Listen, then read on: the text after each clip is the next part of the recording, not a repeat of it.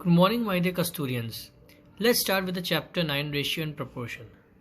So, in our day-to-day life, many times we come across many situations we have to compare two different quantities, but they should be of same kind in terms of their measurements or magnitudes or heights. Okay. So, for example, suppose Raja's age is 12 years and his sister Rani's age is 9 years. So, for comparing their ages, what we do is we find the difference. So, 12 minus 9 is 3. So we can say that Raja is 3 years more than that of Rani's age. Thus, we have compared the ages of Raja and Rani by finding the difference between their ages. Such a differentiation or comparison is called by comparison by difference. Sorry. Suppose the cost of Ritz car is 4,50,000, whereas that of the cost of Bajaj scooter is 50,000, and we have to compare their cost. So by the above process, if we do, the answer is coming, it's 4 lakh.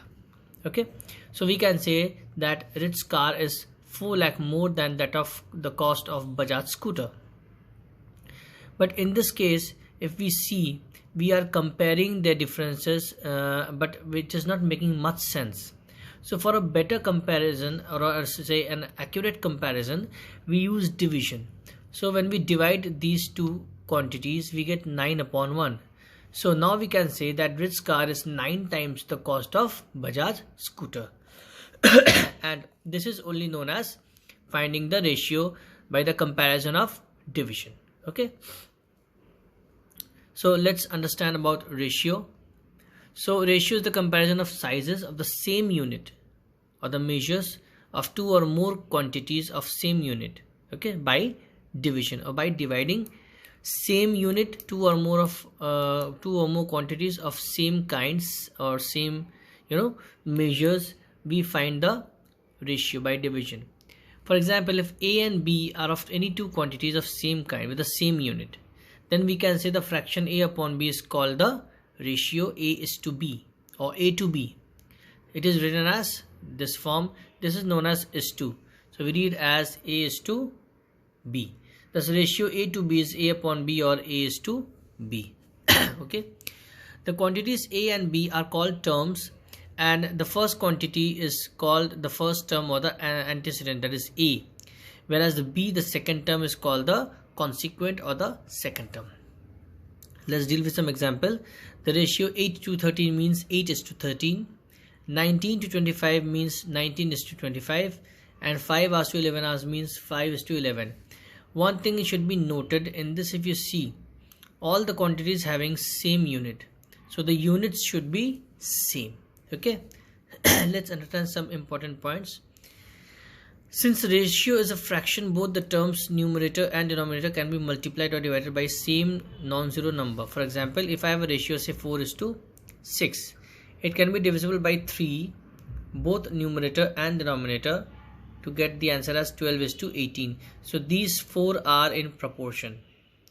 Okay, so 4 is to 6 divided by 2 will give you 2 is to 3. They are in proportion, they are similar.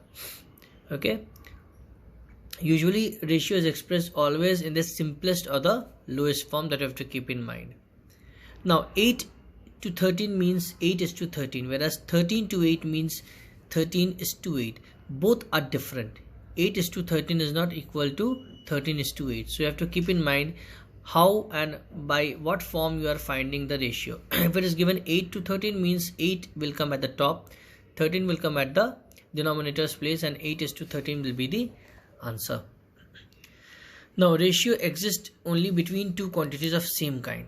For example, there is no ratio between 30 rupees and 12 meters. Both are different. One is rupees and one is showing the measurement. So there is no relation in between them. So it's meaningless to compare the weight of one child or the height of the other. It does not make any sense. So it should make sense. It should have the same unit, as I have said earlier also.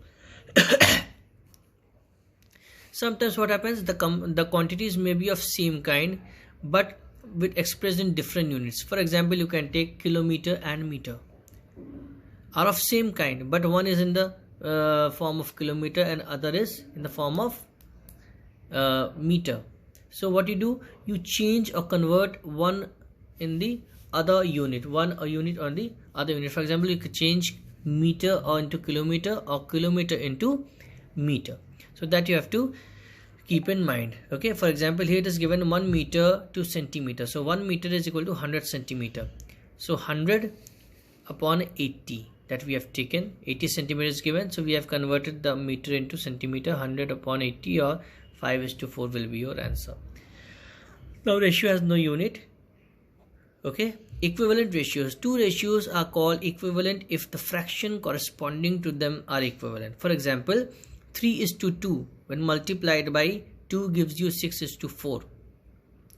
Again multiplied by or maybe 15:10 multiplied by 3 or 5 3s are 15, 5 2s are 10. So when we multiply or divide both the quantities by same number, we obtain equivalent ratios. Okay, and we say that they are equivalent. Difference between fraction and ratio. What is the difference? A fraction is a number which represents a part of a whole, whereas ratio is the comparison of sizes of quantities by division. In this we say, if suppose for example I am saying 2 out of 5, that means 2 parts out of 5. The whole parts are 5, whereas out of 5 parts there are 2 parts. Whereas in this we are comparing two different quantities, same quantities, okay, by division.